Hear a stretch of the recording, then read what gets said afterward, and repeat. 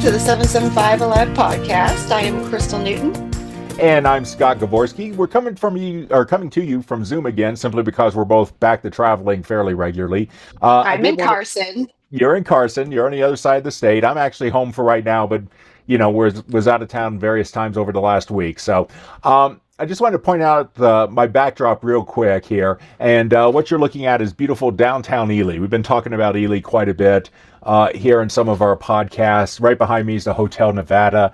Thank you, Herman Leuken, for the view. The Hotel Nevada is actually one of the most famous landmarks in Ely. Right here, this mountain town. It's about 6,600 feet in elevation, I think. So even higher up in the mountains than Elko is. Right, but a beautiful little city. If those walls could talk, woo-wee. Yeah, my agricultural business had we had a location over in Ely for a couple years, and I got to spend quite a bit of time over there. It's a very charming town, but a very serious town full of awesome people. And it does not surprise me that a U.S. president picked a wife from amongst them. Oh yeah, yeah. It's a little known fact that actually Pat Nixon, Richard Nixon's wife, was born here in Ely in 1912. Her father was a miner. Of course, copper was discovered in Ely in 1906, which led to its first big boom here. Hmm. And she only lived here for the first 2 years, and then went to California, where she met Richard eventually, and became first lady. But yeah, She's so ours. She's she's ours. ours. So this is an interesting connection here with national politics, which gets us, I think, to what we really wanted to talk about today is the position of Nevada as a swing state and why that is. Yes, I have heard the term swing state my whole life, and I've really only been involved with politics the last 2 years, really trying to figure out what's going on in this country. I'm a business owner, and usually I just stick to my businesses, but things have gone a little sideways, so I've been digging around. Now we're finally getting to swing states. We, I think the definition of a swing state is that you win with less than 3% of the vote. Right. So the state can go Democratic or Republican fairly easy. That's an easy definition to understand. But the harder part of this is understanding, how do we get there? Why are we a swing state? Why are other states not swing Swing states? state. What does it all mean? But Yeah. I'm really glad you're here, Scott. Well, I don't know if I can answer everything, but and like so many of our other podcast topics, this has really come out of some recent discussions we've had because even though, of course, 2025 is not an election year here, right? Elections elsewhere, but in Nevada, there's no elections going on. Maybe some municipal ones somewhere down the road. But Mhm. we just finished off up here in Elko last weekend the Republican Party Lincoln Day Dinner Circuit. This is our big annual fundraiser. And Crystal, you led a contingent out from Humboldt County to come visit us and I did. participate. It went Contingent's the word. There were two contingents. I led one, and there was another one, and it was right. awesome. Yep. So we had a good turnout, a little over 220 people. And by the way, can I show this? Right. Crystal actually donated something to be auctioned off here, and I'm going to show you. Among our guests, we had Governor Joe Lombardo, of course, Representative Mark Amodei came out, Lieutenant Governor Stavros Anthony, and whatnot. But here's Governor Lombardo speaking at our Lincoln Day dinner, and if you look in the background, you'll see this big American flag. That's actually a laser cut metal flag that Yes. that Crystal's company donated to our Republican Party as a fundraiser. And how much did we get to for that at the auction?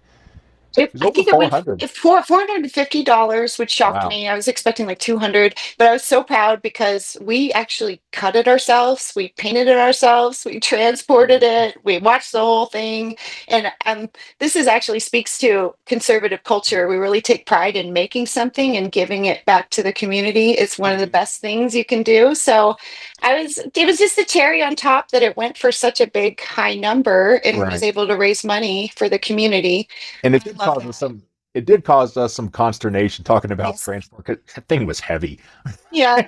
Right, and we actually had members of our local Civil Air Patrol squadron who presented the colors and led us in the pledge at the beginning, like they do almost every year.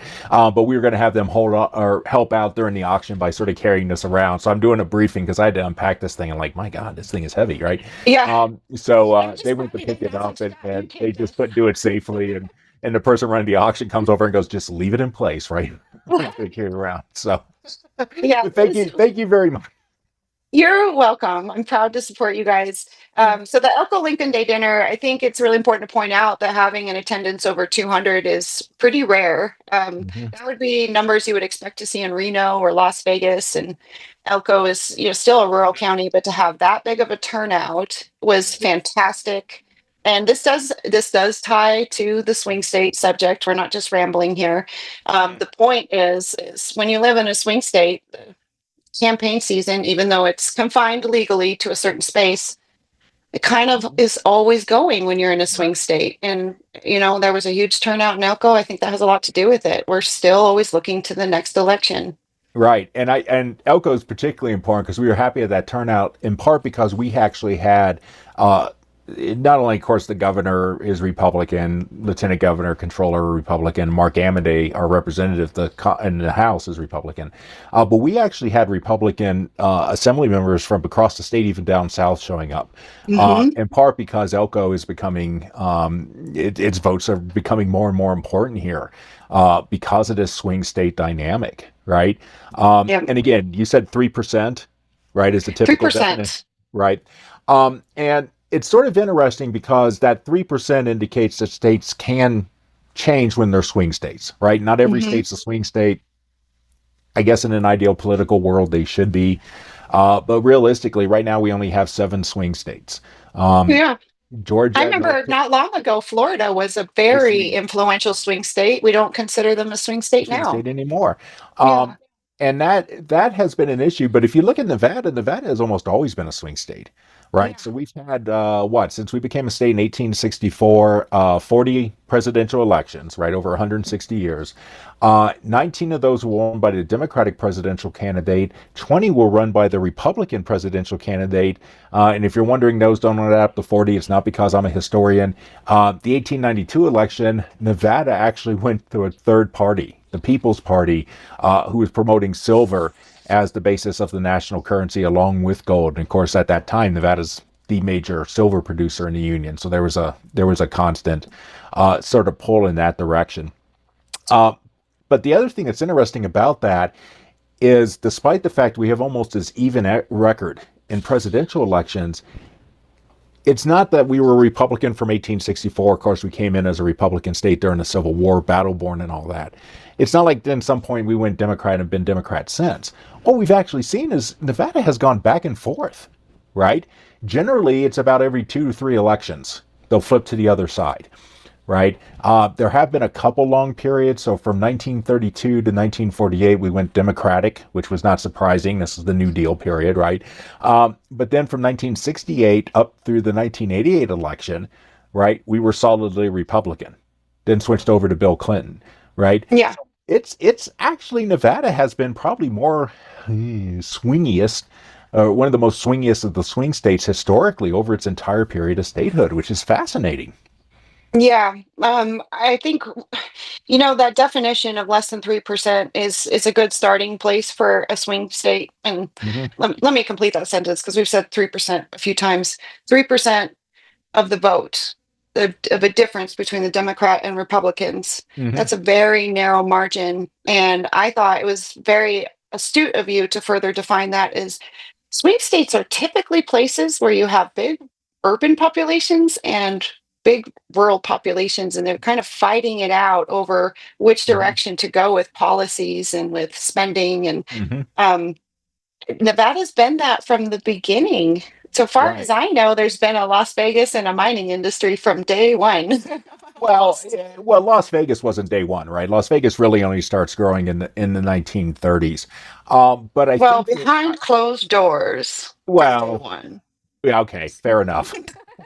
But no, of course, Reno would have been the big urban center. But that being said, yeah, I think there is something to this because if we look at those seven swing states, they both have that dynamic where there's large urban areas that are very very active in democratic politics, and in large rural areas, not necessarily so much population, but areas that are dependent on agriculture or extractive industries like mining that sort of counterbalance those.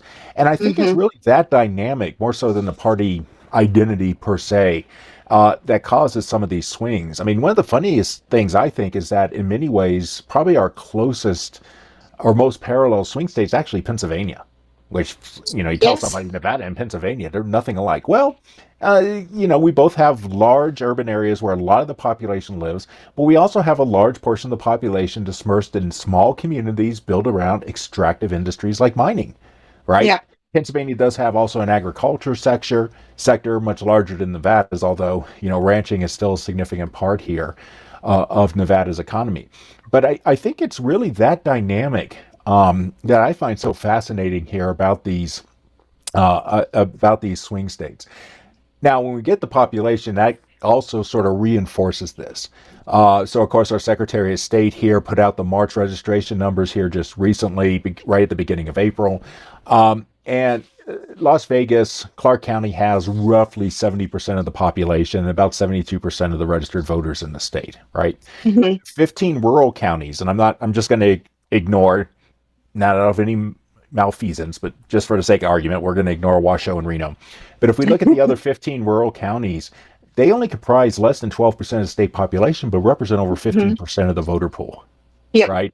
And that's what gives them this sort of outside say, I think, or what some people might say is an outside say in these elections, is that people in rural communities vote more, right? In a sense, that voice is much, much louder. And I Yeah. think it's even more problematic when um, we start looking at the registration numbers by party. So Hmm. right now we're right at, I cracked Crystal up when I pointed this out because it really was the big news of these numbers.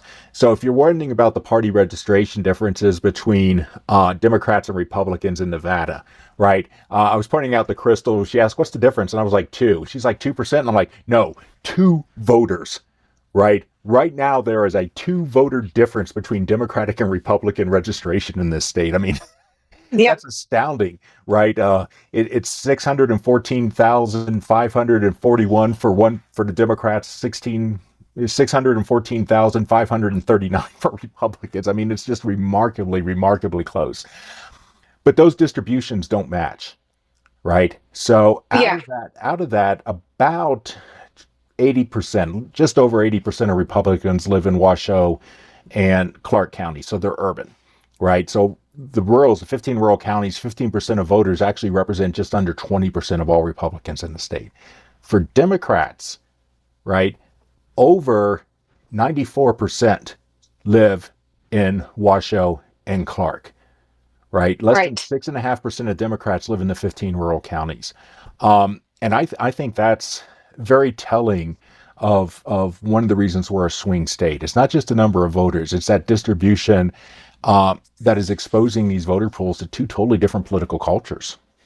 They are. And we can look at the reasons, all the different facets involved with the swing state. But in my mind, when I was looking at the history of Nevada, there is a period of time where Nevada grew with organic population, and it had about 100 years of linear growth. And then all of a sudden you hit 1980 and you see this explosion in population from 1 million to currently we're just over 3 million. I think it's 3.1 million. Something like that, yeah. Yeah, 40 years, three times your population. That's huge strain for a state to undergo. And what's fascinating to me is trying to decide what influences are coming in with that population Mm-hmm. growth. How is it affecting the election, and what trajectory are we on with this state? And you and I go back and forth because I suggest that it's a lot of Californians moving over, but that is to Las Vegas. You suggest Republicans, our Mm-hmm. conservative Republicans, are coming over to rural. And what's fascinating is we maintain the swing state the entire time. Right. And so, even through organic growth and then inorganic growth, we still are a swing state. That Mm-hmm. seems kind of fascinating that that would still happen. You'd think the influx of Californians would just push it over the edge for Democrats.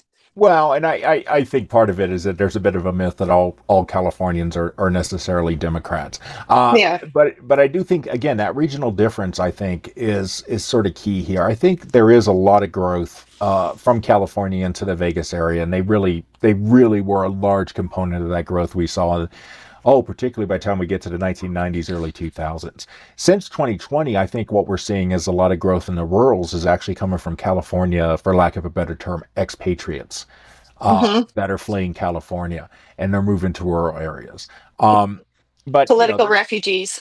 well, yeah, if you want to look at it that way, I think that's part of it.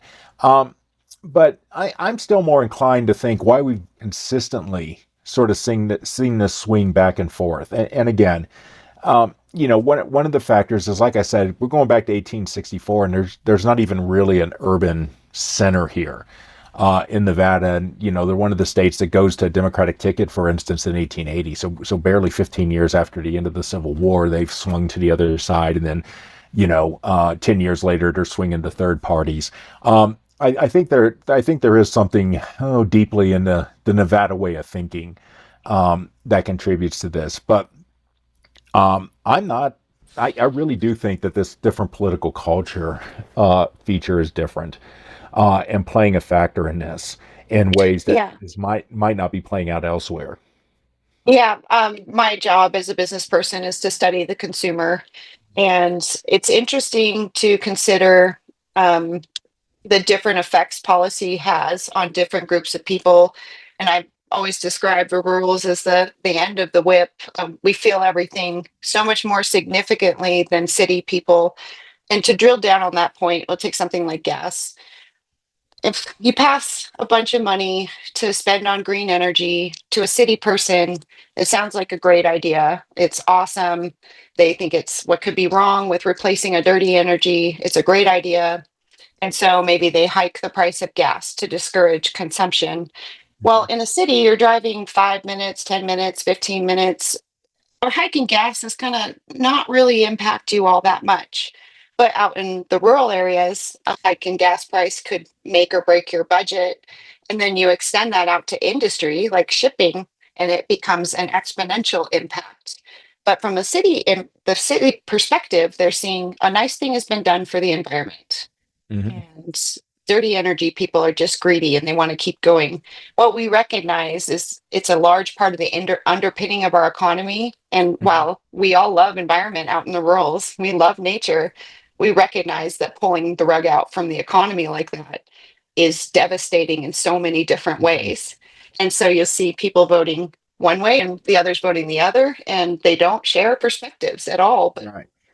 Well, yeah, and yeah, let's talk about that because I really think that's a key component here of some of this rural political culture versus urban. Is that we are, if I'm understanding your metaphor correctly, at this tail end of the whip. Whenever there's a change in policy, the further you get away from urban areas that might propound it, the greater the impact tends to have. Right? yes. Gas is a good example. We've talked about electric vehicles. For instance, I actually think there's a lot of promise in electric vehicles. We're not there yet. It might take them 20 or 30 years. But my perspective is colored by the fact, and I will say I spent a number of years in Atlanta, and, someplace 20 minutes away during rush hour is all of a sudden 4 hours, so the gas usage goes up, right? That's why they have smog in these areas. But that being said, some of the stuff I have to do professionally, like going out to some of these more remote reservations, there's just no way with the modern technology that I can get all the way down to say Yamba Reservation up here in the Reese River Valley on one electrical charge and then get there and have to wait 8 or 10 hours at best, right? Even Mhm. if the grid's capable of pumping energy that quick to refuel that car, it just doesn't make sense, right? Sure. And sort of just pretending, well, if everybody went to electrical tractor trailers to deliver food to that reservation, they can deal with it. They really can't, right? Now, urban areas can, and I think that's one of the things is that understanding, and that's why I wanted to bring up that sort of dynamic. I think Democrats are sort of behind the ball a bit in the fact that they have such little experience here in Nevada with these rural areas, and understanding what the impact of some of these policies might actually be.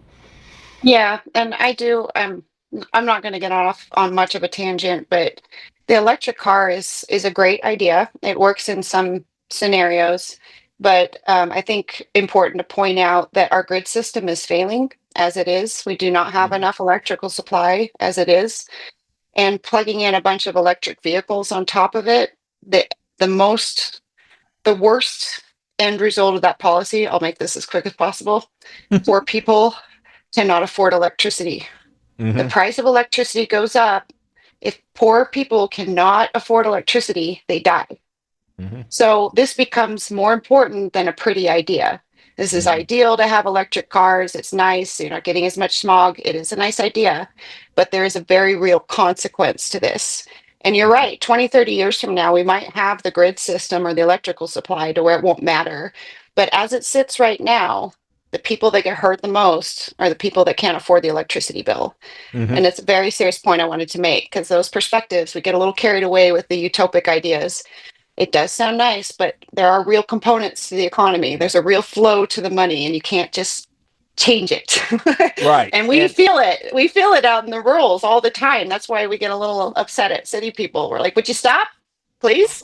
or a dynamic that I fear is emerging that in some ways energy production is going to become another extractive industry for rurals, right? Solar panels, Mhm. putting up these massive solar panel fields and then selling the electricity, putting them up in rural areas where you have cheap land and nobody, they think, has to look at these things, right? Mhm. And then shipping that power not to the local community where they're housed, but shipping it back out to cities, who in many cases refuse to have those power plants. I use solar, but I think the bigger one we've been seeing is with wind, right? Where New York City, for instance, refused to put the wind generators on the Brooklyn Bridge or the George Mhm. Washington Bridge, which I don't know if any of you walked across there. There's plenty of wind going through that channel, right? So this is another thing where I think there's an urban view that these rurals are still subject to sort of exploitive pressures. Yeah, we're not going to allow you to mine, but we're going to put the solar field on that same 800 acre site and just deal with it because we urbans want to use it. Um, but again, that sort of presents, I think, this discussion risk putting rural communities in a reactive position, right? Mhm. Where what they're doing is there is a way forward, a future utopic idea, and oh go here goes the rurals and small towns refusing that. Um, Yeah. but I think part of the swing state dynamic in this rural urban divide is also sort of different perspectives and political culture that is positive as well, right? Mhm. So one example, some of it's demographic, right? Rural communities tend to be older, right? We've talked before about, you're in Humboldt County, I'm in Elko, which are actually the two youngest counties in the state, right? Both by median age and population under 18. But the real reality is there's a very strong dynamic between age and tendency to vote. So one thing that I think we're Yes. seeing in some of these swing states that have very active rural communities is that it's just simply an age dynamic. People in the rurals tend to vote more, and that gives them a larger sort of voice in some of these issues. Um, I don't know if you've experienced that in some of the places you've been, or Well, just from a general, like again, I look at everything through the lens of a business person, and we have a highly developed sense of who our consumer is, and we build profiles. And typically, your 18 to 30-year olds are they're in a very idealistic place in life. They haven't learned all the hard lessons that the world has to teach. And even I can remember, back to I had a more idealistic perspective of what the world was like and how it operated, and it takes a few bumps and bruises in life to really understand what is possible and what is not. But, Mhm. when you come from straight out of academia into the world, you kind of have this idea that there's a syllabus and you just go execute it and it works out perfectly. And then all of that, like you get in the world hits you, and you're like, oh, how do I rewrite a syllabus? Oh, how do I change strategy? You start to work your way towards being more conservative because you realize the real limitations that life has. And to have any real gains in life, you have to know where those boundary lines are, Mhm. right? So it doesn't Right. surprise me that younger voters would go more democratic because it is the party of nice ideas.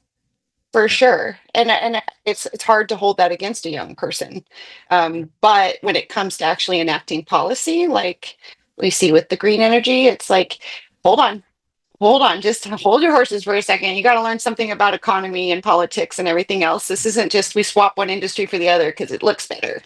Right. There's a few more things to it. Right.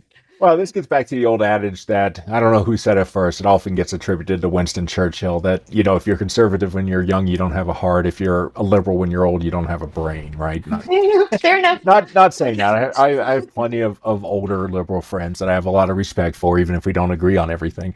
Well, But I the could real clean that up for you a little bit if you'd allow Okay, go me. for it. So I told you about this a couple weeks ago. There was this research done by neuroscientists that Hmm. tracked Republicans and Democrats in their purchasing decisions for purchasing chicken eggs. So they attached all the probes and sent them in to go pick some eggs. So you have organic, you have free range, you have chickens that have names and genealogy reports, and then you have the standard ones that are just like this came from a wholesale factory. So the point was is to analyze the brainwave activity and try to figure out where decision making comes from. And what they found was that a Republican will make a decision from a point of fear, and so that like to make a practical analogy here, it's like I'll spend $3 on the cheap egg instead of $6 on the expensive egg because I'm not quite sure that free range really, I don't know. But also I need to save all my money because at any time, I mean, you have to be prepared for the worst in life. Oh yeah. It's not always good times. So they make a decision from the amygdala. And then the Democrat made a decision from the innula, which is emotional regulation. What that means is their decision making is what Hmm. do I purchase that will make everyone feel the best? Right. So they're more interested in outcomes where everybody feels okay about it, whereas the Republican's interested in an outcome that's practical and reliable. Right. That Uh, makes sense. yeah. I mean, it makes sense. Although, Yeah, as I expressed, I tend to be deeply cynical when it comes to clinical psychology or any type of fair psychology. enough. Right. But I think there is something. I think there is something to that with a tendency in conservatism. That we can also find in some of the data when we look at these swing states, right? Because another Hmm. factor that tends to happen is that when you look at rural communities, and it's certainly the case in Nevada, there's a far higher percentage of people actually own their own homes, right? Hmm. So Nevada actually has one of the lowest home ownership rates in the nation, just over 60%, right? It's very, very low nationally, right? Where it's much closer to 70%. But even if you look in Nevada, a lot of rural counties are 70% plus home ownership rates, right? Something like Story County is like 95%, which is That also one tracks. of our older counties, right? And it tends to be, with the exception of Esmeralda County. So statistics are always a bit wonky, and Esmeralda County, which is one of our oldest counties, actually has our lowest home ownership rate in the state. But generally speaking, the rural counties, more people own their homes. And something that's really been a key dynamic in sort of conservative thought going back, oh, geez, at least to Roman times and the Gracchi brothers and whatnot, and even further back if you buy some of Victor Davis Hanson's work on Greek history, is that owning land sort of tends towards political conservatism because you have something to lose, right? So it's not fear of change per se, it's a fear of what's going to be lost if you make too rapid of a change. You Yeah. tend not to be so willing to experiment when you have a lot to use. And that's what I think of when I hear stuff like these, that example here of the eggs, right? Hmm. It's not sort of fear in some abstract sense. It's a very real sense. Look, I can't risk playing with all this stuff in terms of money or something else simply because I have Yes. too much more to lose, right? Yep. It's an interesting dimension, I think, that helps explain again why maybe in these swing states some of these issues um, that we see with political conservatism continue to exist even as that urban population goes up, right?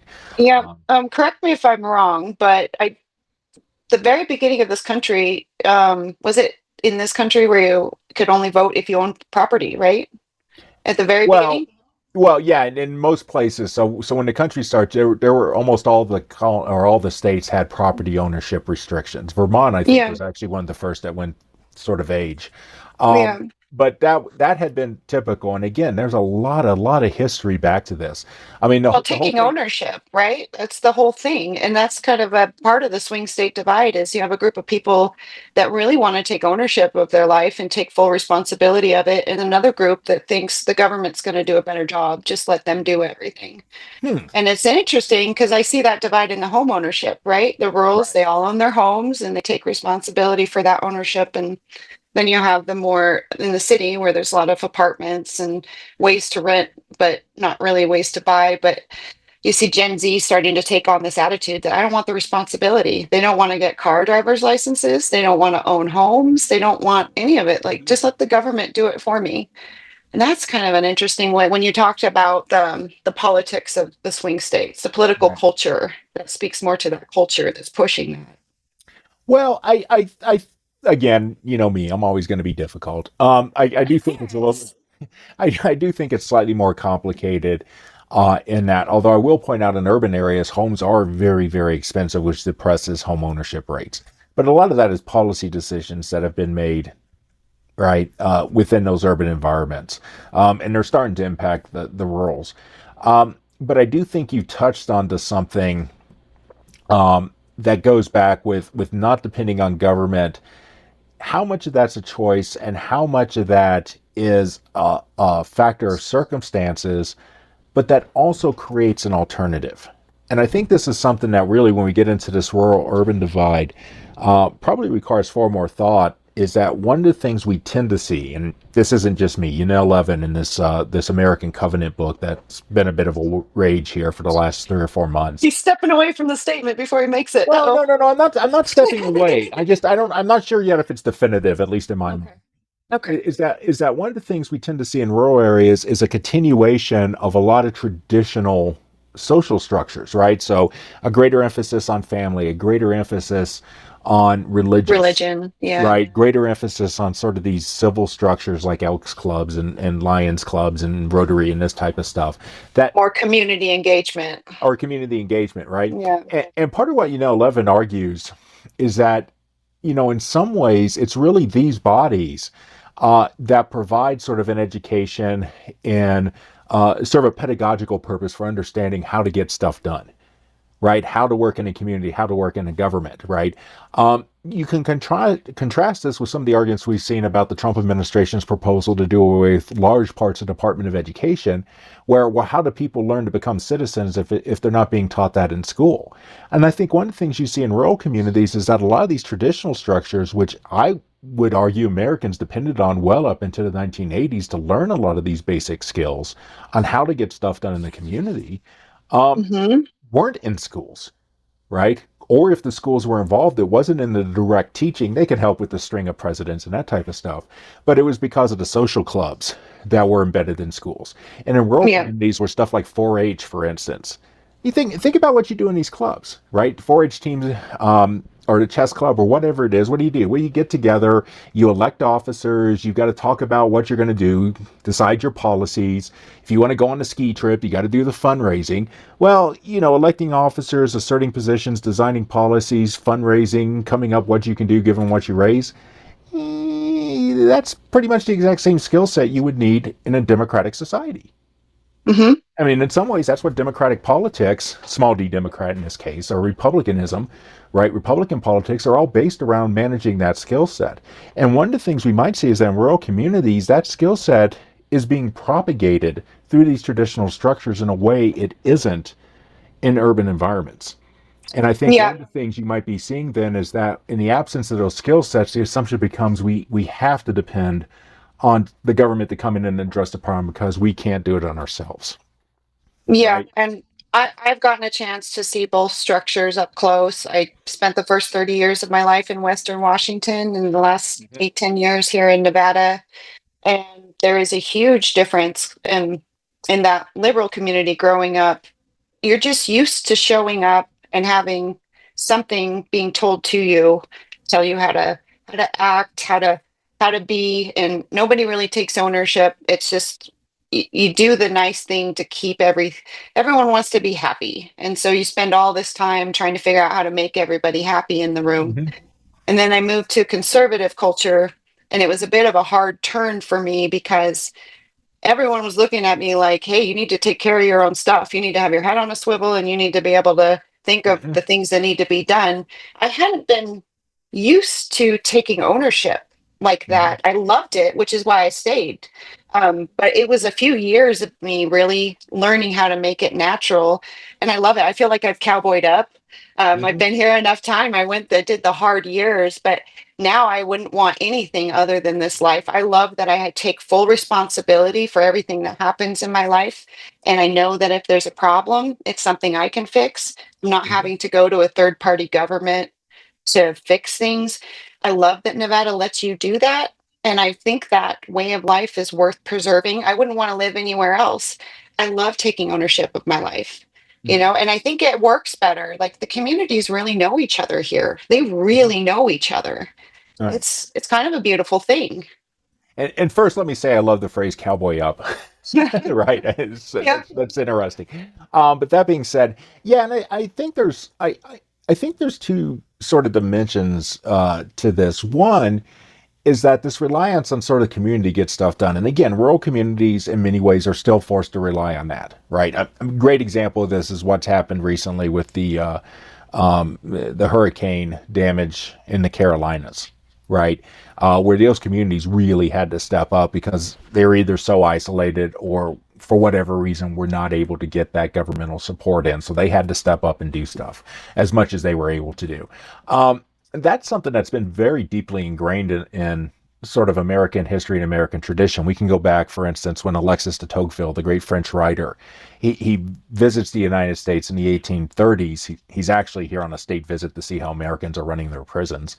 But he's absolutely flabbergasted that he's going through these American small villages and stuff that would require the input of the state back in France, building bridges, building churches, right? Are just done by the community, and nobody really seems to question it. They just get together what he calls this associational life, where people just like we need to do this, and Hmm. they go out and do it, and he's just absolutely flabbergasted. This It's becomes like the you only didn't thing need a permit. you didn't. What? Well, or Just you start need the building. support, or right. And this is this is the origin of his great democracy in America, one of the sort of foundational texts looking at the American character. But on the other side, I think one of the things that we see with this is a lot of time you mentioned in urban environments it's wanting to make sure everybody's on the same page. Well, there might be some interest in not hurting feelings, but I don't actually think that's what's driving it. And I think what's driving that in urban environments where you do have associational life, increasingly it's aimed not at directly solving a problem, it's aimed at mobilizing the resources to put pressure on the government to solve the problem. Hmm. And I think that brings in a lot of tensions when we're really talking here about different political cultures, right? Yeah. That the preference really would be for some of these rural communities just to go in and solve the problem and be done with it. And in urban environments, like, well, we need to build up the pressure enough to change how the government perceives this as a problem and Yeah. push it to do that way. And those are two different skill sets, two different sets of organizational dynamics that's highlighting this urban rural divide. Yeah, and I guess I could illustrate what I'm saying a little bit better because I do recognize it was difficult to make the transition from living in a liberal area to living in a conservative one, and I should extend that back to conservatives. It's difficult to really get you guys to see what it's like to see the world from the liberal perspective, and it's just a value system difference.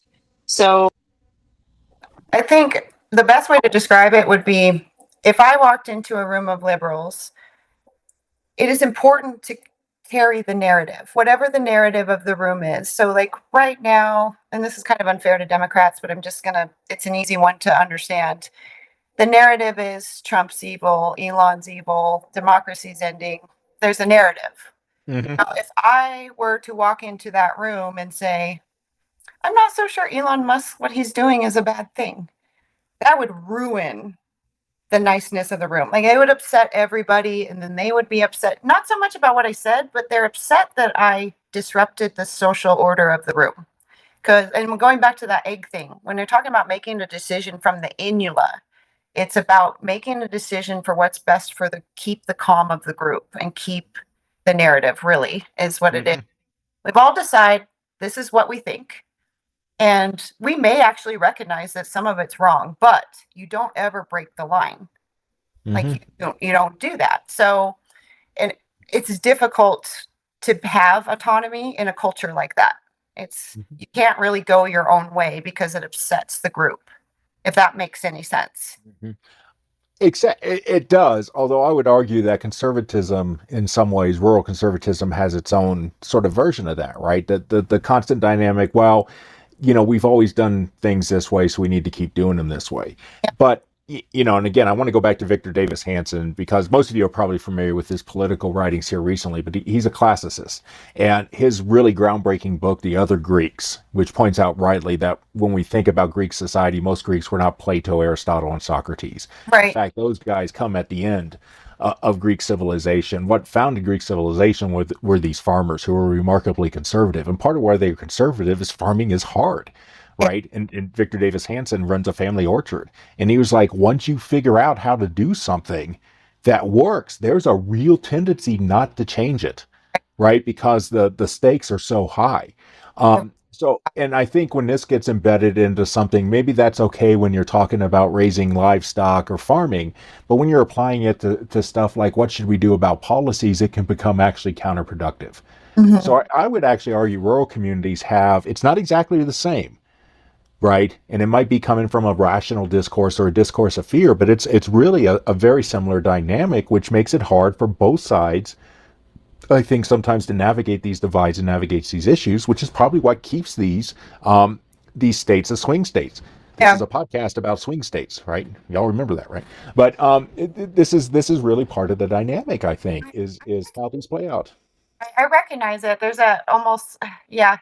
They have the same thing, but it's a little bit different. If I in my county community meetings in rural Nevada, um, I can actually vocalize a dissent opinion. Hmm. I can introduce a new way of thinking about it, and nobody in the room is going to give me a hard time about it. I think that is the distinction I'm trying to make. Mm, And it is. I know exactly what you're talking about. There is a tendency to stay the course and stay the line. Um, but I am not entirely sure how to define that. But if I walked into a liberal room and offered a dissenting opinion, I would be ejected. But the well, conservative side, they tolerate me and they think I don't know what they're thinking, but they certainly don't ever make me feel bad about having a different right. idea. Well, I think the attitude is, you can say whatever you want. We're just not going to do it. Right. Right. As opposed to don't even say it because we're not going to do it. That might be the way to describe these issues. But I do think this is one of the problems generally, not just on the swing state. Because again, in the ideal world, all states should be swing states. We shouldn't have states that are 100% devoted to one side or the other, right? Where you really have to pay attention to them. Again, a lot was made in Hillary Clinton losing Wisconsin in 2016 because she didn't visit it. Thought it was a secure blue state, and that was, theoretically, no state should be ignored. But I think if parties are really wanting to bridge this divide in swing states and elsewhere, um, I think it's not just learning how to talk to Republicans and not just learning how to talk to Democrats. I think the people across these, particularly this rural urban divide in Nevada, they need to be speaking to each other in a way I don't think they have for 25, 30 years. And that's really what's going to have to change, I think, for anything in terms of politics in this state particularly is going to change. Yeah, and I really wanted to highlight something you said because I thought it's really important to mention more than once that being a swing state is one of the healthiest symptoms of a democratic process. Hmm. It produces better politicians, it produces cleaner budgets, it makes people more efficient. Now, if the politicians within a state always have to fight for their territory, they're always going to work harder. Now, Hmm. another state that's like maybe say Oregon, it's like always going to be democratic. That those democratic politicians aren't necessarily going to work as hard because they're not Republican and that's all they need to be is not Republican. So they don't necessarily have to perform. They just don't have to be Hmm. air quotes to those of you just listening. um, but yeah, it's a different dynamic entirely. But every state should be a swing state, and every state should make their politicians fight for their power. Right. That's the cleanest, and the most efficient. All right. And that bears repeating because one of the things you and I have also discussed is that sometimes there's an assumption here in Nevada that if you're running out in the rural, you just put an R past your name and you don't even have to really understand the issues. Which is, luckily more often than not treated well, No. right? And these politicians quickly learn they need to get up to speed on this.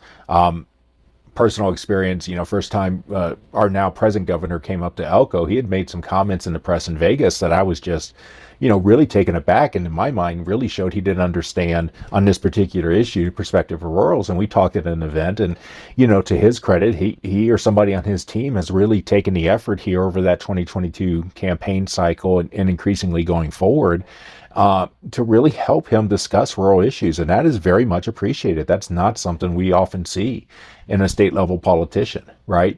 Mhm. Um, and I Um, think go ahead. well, I ran for office last year, as you know. Hmm. I did run as a Republican against another Republican that had lived there for 60 years, and everybody knew. And I was an outsider. So, I mean, I really didn't expect to win. They always tell you you never win your first election. Right.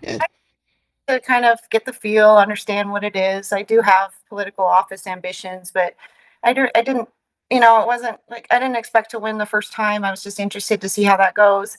And of course I lost. I got about 40% of the vote, but that was about my opponent than me, truth be told. But what was interesting along the pathway is I did kind of fall into some tropes myself. I met a Democrat in my county.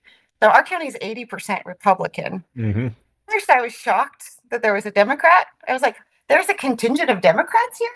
And Hmm. not so much that I didn't want them there. I'm just surprised in such a deep red place that they would want to live there. But, it's just ignorant. Me encountering as it came.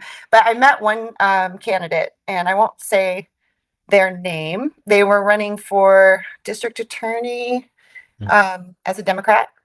And I was amazed at how welcomed that candidate was. And the primarily Republican people that showed up at the town halls and meetings, they asked questions, and what they're looking for, what I figured out they're looking for. Conservatives don't necessarily want to agree with you. They just want to know that you've reasoned through your logic and you stand Hmm.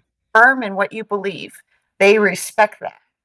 And this particular Democrat did, and I respected the heck out of them too. I was like, if she were on the other foot and I was a 20% Republican district and running with 80% Democrats, I would be terrified. I don't think I would run. I'd be like, no, point. But Well, he did. And I was like, we all respect them for it. right. And I think that's very much the case is that, in some ways, I think there is. If I had to identify one quality I think that's really missing in modern American politics is it's not so much not being willing to work across that political divide. It's sort of understanding where the thought process is for that other divide's coming from. And I think that's becoming, well, if we can go back here and sort of bring this back home. I mean, one of the reasons we started this 775 Alive podcast was in part not only talk to our fellow citizens out here in the rural areas where we have perspectives on some of these national and international issues that might be impacting them, but also to sort of reach out to people in urban areas and say, look, this is how we're seeing these issues. It's not that we're ignoring them. It's not that we don't care. It very much is that, we have a different perspective and, there is common ground. And I will say that about one thing that I find working with people across the political divide out here in the world is that oftentimes we share far more than separates us, Yeah. right? We might disagree on some big issues, and we do, and we should. There's nothing wrong with that. But when it comes to stuff like provision of the fact that a lot of rural communities don't have infrastructure, that really struggle with healthcare, and the fact it's gotten worse. Right, undeniably, we're worse shape on healthcare than we were, say, even 10 years ago, or 20, or 25, or 30. Right, we're really shared in working through how to address these issues. Right, in ways that sort of combine us and unite us far deeper than just the political divides. And I think that's something we've lost sight of generally.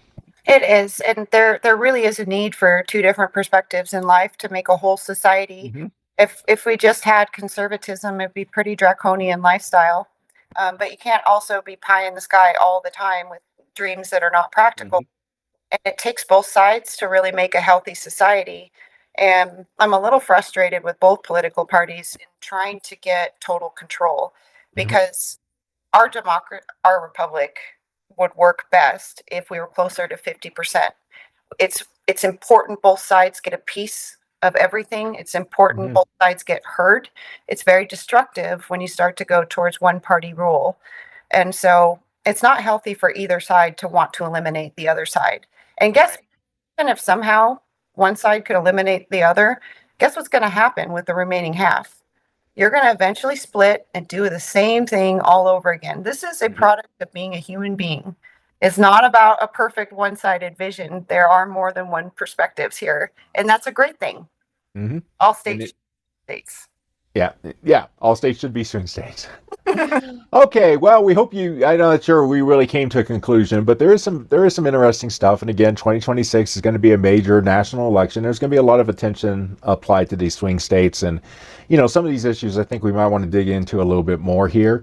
So remember, you can find us on YouTube. Go ahead and subscribe if you're already here. We're on most major podcasting platforms. You can go to our website, 775alive.com, or shoot us an email to info@775alive.com, and we'll see what we can do to answer it. So in the meantime, I'm Scott Gavorski, I'm Crystal Newton. and we'll see you around the 775.